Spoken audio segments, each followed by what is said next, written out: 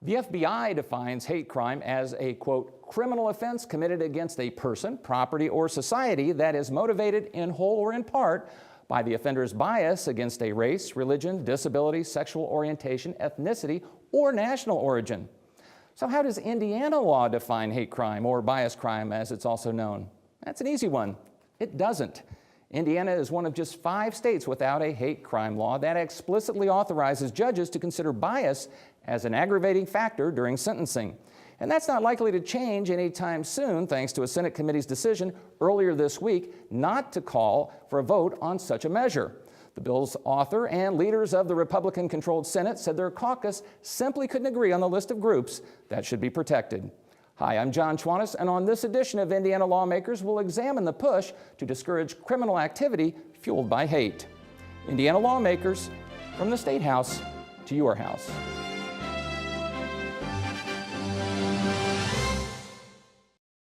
Purdue startup NeuroVigor renewing hope for people with chronic diseases like MS and Parkinson's by targeting neurotoxins, helping people, changing lives. Purdue Research Foundation. Contact innovation at prf.org. Utter the phrase hate crime and you're likely to get a strong reaction from just about anyone in earshot. The reaction, however, is by no means consistent. Supporters of hate crime provisions maintain that sentence enhancements are necessary to protect not only individuals who might be directly harmed, but also entire groups that might be intimidated. Now, opponents, on the other hand, argue that such measures run counter to our nation's founding principles, especially the notion that Americans are free to harbor and, in most cases, express any thoughts or opinions they desire, however odious. Is there any way in Indiana to reconcile these opposing views? Joining me to discuss the issue are Republican Senator John Ruckelshaus of Indianapolis, Democratic Senator Greg Taylor of Indianapolis, Aliya Amin, Executive Director of the Muslim Alliance of Indiana, and Curt Smith, President of the Indiana Family Institute. Thank you for joining me for what I'm guessing will be a lively discussion. Let me just start with a basic question. Back in the 90s, when these types of measures were coming up around the country and at the federal level, they were referred to as hate crimes. And in fact, I use that terminology here in the intro. But now I'm always corrected. It's a bias-motivated crime. When did that change and why? Is it just kinder and gentler? I think it's a kinder, gentler way to say that people have different opinions. And I think that any American, anyone who has an opinion has the right to express that opinion. They just don't have the right to harm another person or their property in doing that. And I think that that's what this is about. I wish we nickname it or have a different name, hate crime activity, so that we could distinguish between the fact that we're not talking about thoughts here. We're talking about action. And when you take your thoughts and it leads to action to harm somebody else, we should be very concerned about that in the state of Indiana. So I finally get accustomed, I'm accustomed to saying it now with bias crimes, and you're going to change it back to, again, on me too. What's you're saying hate activities. All right. Well, let's look at the measure, Senate Bill 418, that basically is not going anywhere this particular session. And if you look back at the past 2 sessions when virtually the same legislation has been offered, let's look 2 years ago, it made it through the Senate by a fairly comfortable margin. Last year, it made it through committee, through corrections and criminal law. Fast forward to 2018, doesn't even come out of committee. What's happening here? Well, I think what happened in 2016 was a short session. It was one of those sessions. I was not there. I was elected in 2016, which had been in November. So it was one of those issues in a short session. There's not a lot of time to really vet issues. There was a lot of other issues that were going on at the time. We were coming off the bathroom issues. You remember that bill that was happening. So there was some sympathy there, and then it didn't get a hearing in the House.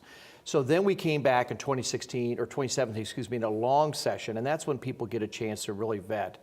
And I think that's where we started the hang up with respect to the issue between urban and rural legislators about the language. And I think the list, and in particular the list, we try to look at many different avenues to try to appease and try to find compromise, both in 2017 and 2018. And at this point, we just couldn't find compromise with different variations of language for all sides. You mentioned it's more urban versus rural, perhaps, than Republican versus Democrat. And I guess evidence of that is that you and Senator Taylor have been on the hustings together advocating this measure. Both represent Indianapolis. Is that what enables you both to come together on this particular issue, would you say? Is that? I think first of all, what enables me to come together is I can't pass it without him. So let's just make that very clear. His name's on there as author, and you've got some bills that I don't think you even got assigned, or maybe they got assigned but haven't gotten here. Yeah, so when you're in the super minority, I'm 9 votes, he's got 41. Of course, I need his help to get anything passed that does get past the General Assembly. But what I think it's important is to understand that we are of different parties. And the fact that people from different parties can come together and recognize that we have a problem is important. Because as we see across the country, we don't have that going on in a lot of places. What's unfortunate is that reasonable minds in this matter didn't prevail. And unfortunately for Hoosiers in the state, it's another year without something to protect people. Curt Smith, you were active behind the scenes and even in front of the scenes, you might say. What do you take away from the fact that 2 years ago it got this far and then it sort of came halfway and now it seems that it's basically stuck? I think as legislators learn about it, they have concerns. It's not what the laudable goals that the authors of the bill here are trying to do. That's not what the bill would do. That's not what the legislation would accomplish. I hate crime. You hate crime. We all hate crime. This is a list. It becomes who's politically favored, and you go on the list or you don't. We proposed language that would have allowed judges to add enhancements, or rather aggravators, for any crime, for any motivation of animus or hatred, whether it's faith or race or religion or any characteristic. We all hate crime, and we want to see criminals severely punished and hopefully change their behavior. Well, one of the other senators who, along with Senator Ruckelshaus, was the author of the bill, Sue Glick, said she thought that the list that's on there is basically does cover everybody, that you may read sexual identity or gender identity or sexual orientation and think that's somebody else, but we all have those things, Her point don't was we? subtly different, that every characteristic on the list applies to all Hoosiers, and that's true, but the person testifying that she was rebutting, in her mind refuting, but I don't think it was successful, he was saying when you make a list, the court has to, as a principle of applying the law, give greater weight to the list. The legislature took the effort to say faith and religion and race and ethnicity, and so you leave out that you're a small business operator, or that you're a property owner, that you're a farmer, or that you're something else. And so the court has to give greater weight to the list. That's all. And she was saying, she was trying to rebut that. And what are you most afraid of? What would happen here if this were enacted? I mean, give me your worst case scenario. I just think it's a misguided policy to start picking winners and losers in the criminal code. Let's have a blanket. Judges have the discretion to make the punishment fit the crime. When there's an especially odious motivation, add in enhancements, whether it's faith. I don't think that a gay person who's assaulted on a public street deserves more justice than a Trump supporter. And this law would, if Senator Taylor's bill passed, add 5 years to this crime. Aliya Amin, explain why you think that these types of lists of protected groups are in fact necessary. I mean, is it smart public policy? You just heard Curt Smith say it's bad policy. It doesn't protect everybody. Well, it actually does protect everybody, and although it is about action, it does send a message to Hoosiers that it's okay to commit a crime based on somebody's ethnicity, race, gender identity, sexual orientation. And these groups have been marginalized, and they do need those extra protections. And you spoke about, you said that small business owners should be protected, but they would be under one of these, under one of these categories. And I don't see people going around attacking small businesses. If they're attacking small business, it's because they fall under one of those categories. So they would be protected under this law. So it's just sending a message to the greater community that we do not need, that we don't think it's important to protect these marginalized communities when in fact they do need protections. If I could note, the key to that argument is marginalized communities. Yeah. So the list is marginalized communities. And that's where we start saying, wait a minute, who's going to pick and choose? But isn't which that by users? definition the people who need protection? I mean, if you're, Well, there's we not a believe in big, equal, I we mean, believe in equal justice, and we think judges currently have the discretion, but can have enhanced discretion to make the punishment fit the crime. That And- term equal justice has always troubled me, because if you look at justice in this country, you will find that minorities inherently are sentenced to longer terms than a majority people who are convicted of the same crime. You know, equality is something that it's always troubled me to say that, because as you sit here today, you see that we're not all equal. Some of us have inherent characteristics that are different than each other. Not even twins are equal. They're not exactly the same.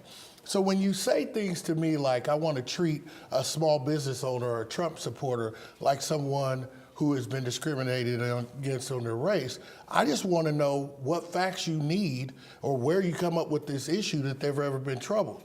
Listen, there's no doubt that minorities, women, people of certain religion have had to fight in this country to get the same rights as others.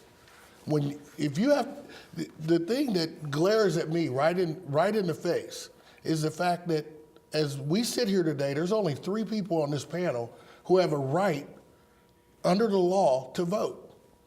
Me and one of the other panelists, it had to be an act of Congress for us to have a right to vote. And to even try to justify or to try to say that your right to vote is in the law, ours is an act of Congress, which means it can be taken away at any time by the act of Congress. So inherently in our laws, there's inequality. Well, it's in the U.S. Constitution. It can't be taken away. Well, but yours is in the Constitution. Mine is in the Act of in the Congress. 14th Amendment. 1965 Voting Rights Act is what gave me. My goal, my comment is equal justice. We want the law to be blind to these all right, kinds let me of circumstances. play devil's advocate. What about school vouchers? These were set up initially, now they've been loosened the requirements, but initially they were designed and eligible, or available, I should say, only to individuals who were in poor performing schools. The idea was to give them a ticket out.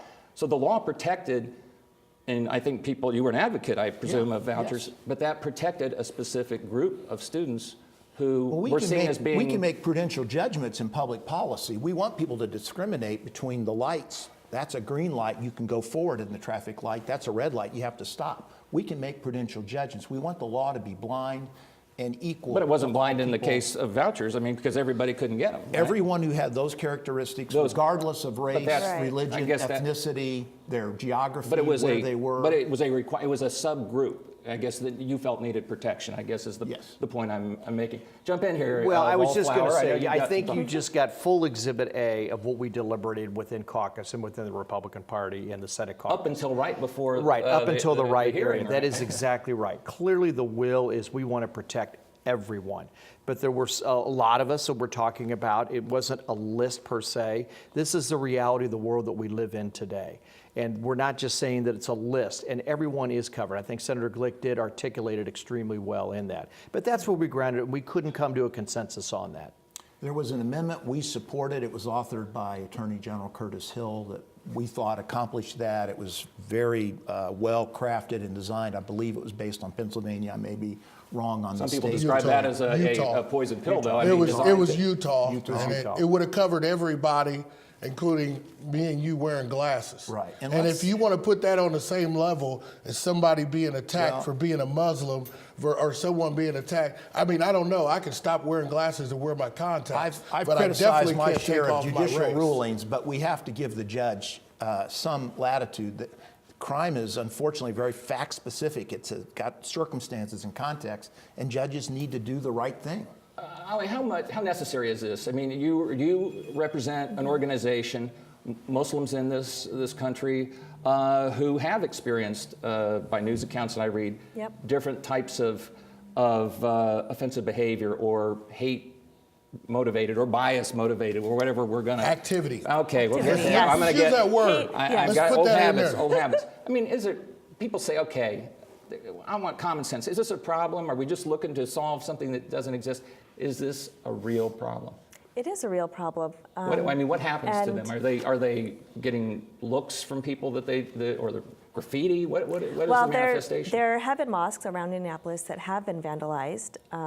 The biggest one was Isna just last year, down in Plainfield. There was graffiti, and people are afraid to go to the mosque now because they know that there are not those protections specifically for Muslims. And again, by saying, everyone's covered under this blanket law does not say we are protecting you, because as Senator Taylor said, historically, there are marginalized groups that do need protections that have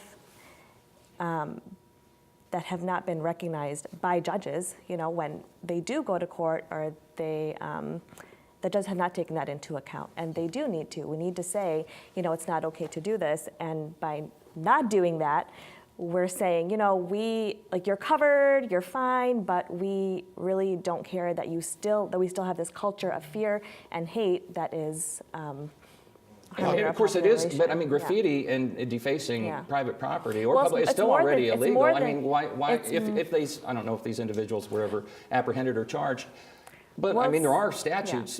Does that not accomplish? It's more than that, though. It's being attacked for who you are. It's not just the vandalism.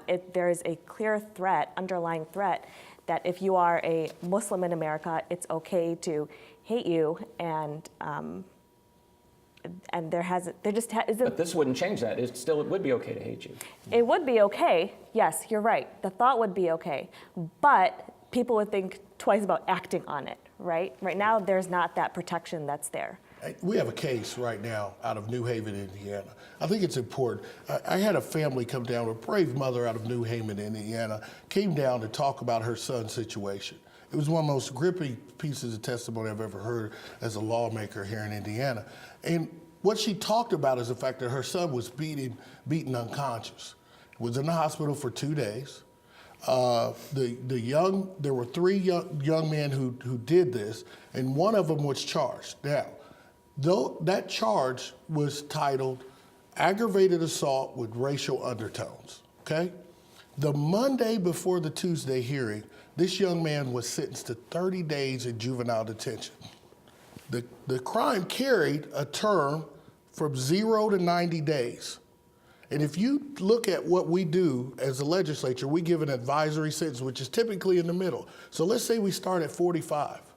This judge actually mitigated the circumstances there and sent this young boy to 30 days. Now, that's a travesty. So your complaint may be with the judge here, or No, it's No. with it's the law. And here's the reason why. Because when you keep going to the law and asking the law to protect you, which is what the law is supposed to do, and you keep getting hit in the face every time, 30 days for beating my son unconscious, what's your next step? Do you take the law into your own hands? Do you move to another state, which his family's going to do? Another example, Muslim woman gets beat in Bloomington in front of her 9-year-old child while the young man is hollering, white power. He's beating her just because she's a Muslim. He gets probation. That's Indiana. That's Indiana law. And if it's the judge, then we understand that. Then we need to do something about it because judges obviously aren't taking this seriously. No, because that's an ongoing debate on any number of criminal justice issues. Are the judges not aware that they, in theory, could enhance use this as an? I don't know these instances. Bloomington is the most tolerant and welcoming community in our state. Sometimes I would say to a fault. And That's why we need this That law statement to- is exactly to why we protect, need this law. to protect that kinda woman in the anything most. goes is not my idea of welcome. It's more of chaos. John, one thing I want to add is I look at this from a global perspective, and a couple things.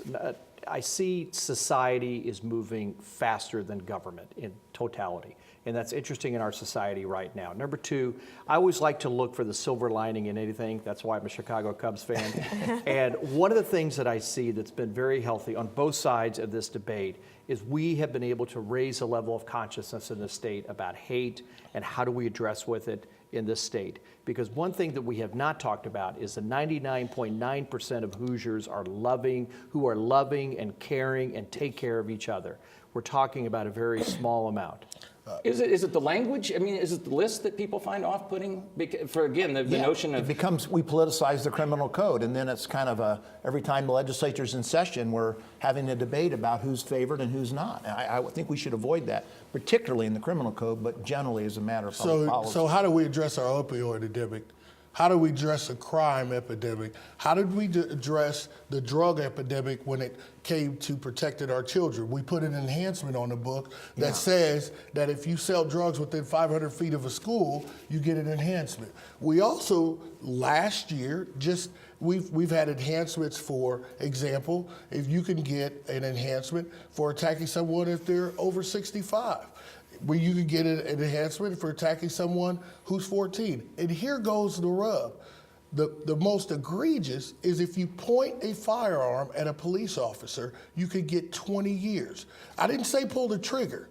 I said point a gun at a police officer, you get up to 20 years. And we're talking, my bill, quite frankly, where you destroy a person's life. This family I'm talking about, the older brother won't leave the house. And we can't get... This is the mother who said, Yes, I regret moving from Illinois, where they do have goodness. statutes, 45 other states, although different types. I mean, you mentioned age. I was just looking at some of the numbers. 28 states look at gender, 17 look at gender identity, 13 age, 3 homelessness, 5 even political affiliation. I mean, it's so when you say where you want to get, we need to catch up with everybody else. Yeah. Only 17 states, as far as the numbers I looked at, have transgender protection, for instance. So rather than playing catch up, would this not make Indiana in the vanguard, you might say, if it would be the 18th state? I mean, so can you, I mean, does it help by trying to parse this by how many states do this? I don't think it's a useful argument, and I don't think a list is ever going to work. I think we need broad principles that the judicial system can apply to fact-specific crimes. If they apply them. I mean, and a lot of people have pointed out that they've referred to this Whitwer v. State from 2003. Right. But if you read that, and as I have, Randall Shepard, who wrote the opinion, former Chief Justice, said that the list of enhancers is not exclusive. And so then he says, we can say without hesitation that racially motivated crimes are intolerable and may constitute an aggravating circumstance. Right. And that's racially motivated crimes. And the courts have gone on to say... How are people inferring, though, that covers everything else? Well, without hesitation. So he said, this is definitely the case here specifically, and the courts have gone on to say judges have that latitude. So, but that hasn't been adjudicated at that level, and right? that hasn't been done in it's Indiana been applied either. in courtroom after courtroom after courtroom. Do you across even the state. buy the notion that judges do have this? That do you buy that belief that Senator Long, President Pro Tem, said that everybody has the protection now without name? That is correct. Yes, Well, based upon that case, that is correct. This is why I'm not a lawyer. Right. I didn't like my interpretation. And I didn't go to law school either. But the point is, that was back in 2003. Again, that's why I made the comment, society is moving faster than government. Things are changing. So that's why we wanted to revisit it in totality. And if I could just be clear, I decry all the examples that have been shared here. They're all horrible and terrible. A woman being beat in front of her child, a woman being beat at all. A man from Illinois moves over here, a young man, and he's beaten in New Haven, Indiana. That is horrible. But to come up with a blunt tool from Indianapolis... I got to wrap up, but Aliya, you've been outgunned by the talkers here. And the last final word, what are you prepared to do? We've seen, Curt's group and others that have mobilized certainly to thwart this passage. What is your group and what are other groups prepared to do? And if you could quickly, to make sure that the outcome's different next year or the year beyond. Well, we are part of the Central Indiana Alliance Against Hate. And so as a part of that coalition, we are going to continue to get the grassroots movement going. And next year, hopefully we'll have another bill and stand behind that. And Muslim keep Day it at the going. State House on Muslim the Day at the State House, 22nd of February February. 22nd, 9 to 12:30. Join us. Curt will be there. I will be there. Perfect. Thank The you. keynote speaker. Well, speaking of being there, I appreciate all of you being here for a discussion that certainly has an impact on all Hoosiers, regardless of one's stance. Again, my guests have been Republican Senator John Ruckelshaus of Indianapolis, Democratic Senator Greg Taylor of Indianapolis, Aliya Amin of Muslims Alliance of Indiana, and Curt Smith of the Indiana Family Institute. The opioid crisis in Indiana, is it a medical issue, a law enforcement issue, a social issue, or all of the above? On the next Indiana Lawmakers. Time now for our weekly conversation with Ed Feigenbaum, publisher of the newsletter Indiana Legislative Insight, now part of Hannah News Service. Ed, I'm going to start with the same question I did over there about the process here. 2 years ago, gets through the Senate. Last year, gets to the committee. This year, no. I mean, bills usually sort of move forward incrementally, and this one, what do we read into the fact that it seems to be going backward?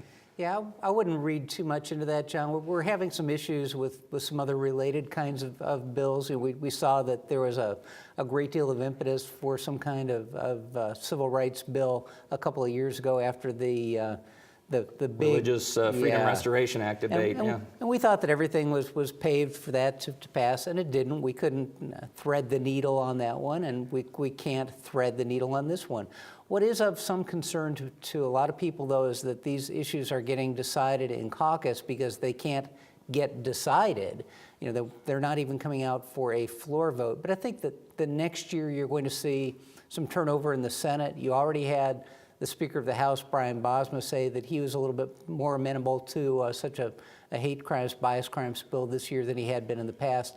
I think he probably would have seen it pass in the House. I'm not sure about the Senate. The problem in the Senate was that you just had too much splintering. You had some people who thought that the bill was fine as it was written, some people who thought that it didn't go far enough, some people that thought that it wasn't explicit enough for LGBT groups, some people who thought that it gave them too much protection. So there really wasn't even a for or against kind of consensus. It was really splintered, and everybody was everywhere on that. Isn't every bill, though, sort of that? I mean, it's the, you find the porridge is too hot, not hot enough, just right. But why is it that this bill, aside from some others, is being decided in caucus effectively? It's a hot issue. This is an issue that not everybody wants to necessarily be on record on, especially if you've got a particular concern that makes it look like you're opposed to the overall concept, when in fact you're just opposed to a particular provision in there. You don't want it to look like that. Now, we had a situation on Wednesday in the House where it almost came up as an amendment, a floor amendment, thanks to Representative Justin Moat of Indianapolis, but it didn't have enough votes to pass the procedural threshold in order to be considered. But there was a lot of thought that this bill would have, or this amendment would have passed in the House as well. All right, get your crystal ball. Last question. Will this be enacted, and if so, what year, what session? I think you'll see it in 2019. Okay, well then that's pretty specific. All right, Ed, we will hold you to that, and we will revisit the topic then. Thanks for being here. Appreciate your insights.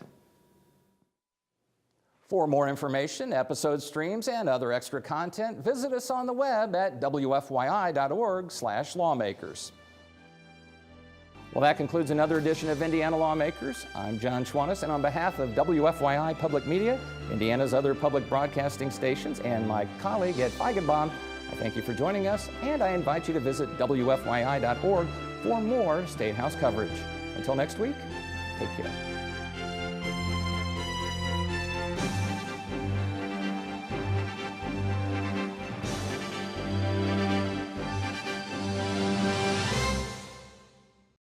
Purdue startup NeuroVigor, renewing hope for people with chronic diseases like MS and Parkinson's by targeting neurotoxins, helping people, changing lives. Purdue Research Foundation. Contact innovation at prf.org.